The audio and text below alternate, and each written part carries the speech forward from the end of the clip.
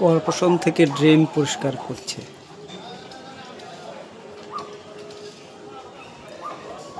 ইস, কি নোংরা কাজ! ড্রেনে ডুবিয়ে ডুবিয়ে করছে।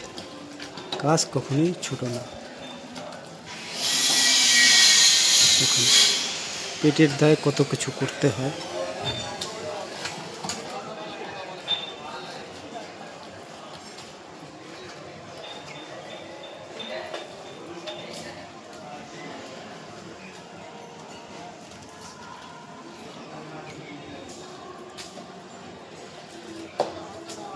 কাজকে কখনো অবহেলা করতে নেই, কাজ কখনো ছোটে না।